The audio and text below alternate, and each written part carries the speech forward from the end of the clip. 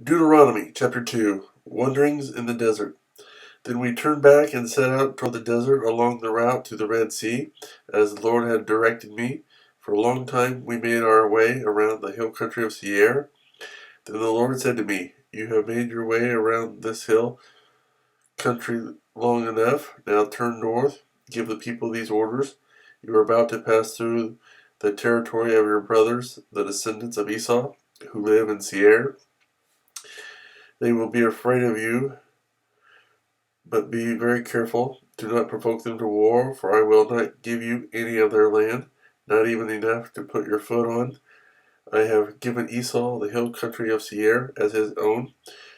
You are to pay them in silver for the food you eat and the water you drink. The Lord your God has blessed you in all the work of your hands. He has watched over your journey through this vast desert. These 40 years the Lord your God has been with you, and you have not lacked anything." So we went on past our brothers, the descendants of Esau, who live in Seir. We turned from the Arabah road, which comes up from Elath and Ezion, Geber, and traveled along the desert road of Moab. Then the Lord said to me, "Do not harass the Moabites or provoke them to war, for I will not give you any part of their land. I have given Ar to the descendants of Lot as a possession. The Emites used to live there, a people strong and numerous, and as tall as the Anakites. Like the Anakites, they too were considered Rephites, but the Moabites called them Emites. Horites used to live in Seir, but the descendants of Esau drove them out. They destroyed the Horites from before them and settled in their place, just as Israel did in the land the Lord gave them as their possession. And the Lord said, "Now get up and cross the Zered valley." So we crossed the valley. 38 years passed from the time we left Kadesh Barnea until we crossed the Zered valley.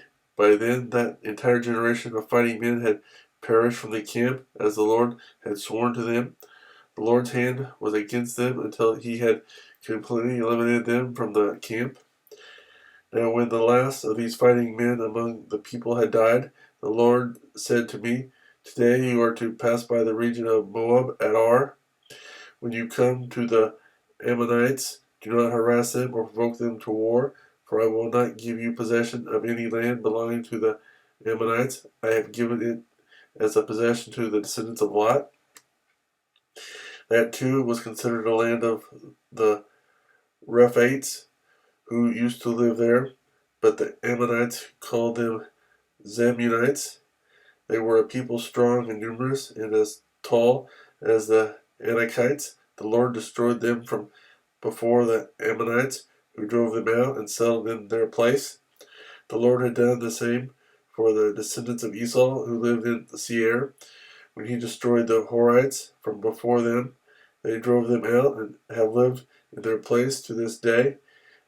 And as for the Avites, who live in villages as far as Gaza, the Caphtorites, coming out from Caphtor, destroyed them and settled in their place.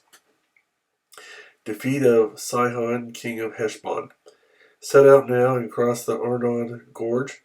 See, I have given into your hand Sihon the Amorite, king of Heshbon, and his country.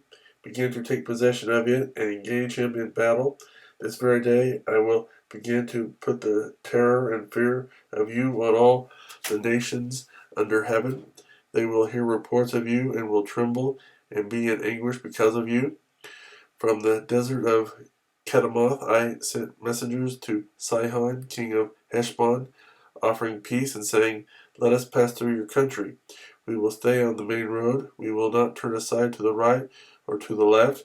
Sell us food to eat and water to drink for their price in silver. Only let us pass through on foot, as the descendants of Esau, who live in Seir, and the Moabites, who live in Ar, did for us, until we cross the Jordan into the land the Lord our God is giving us." But Sihon, king of Heshbon, refused to let us pass through, for the Lord your God had made his spirit stubborn. and his heart obstinate, in order to give him into your hands, as he has now done?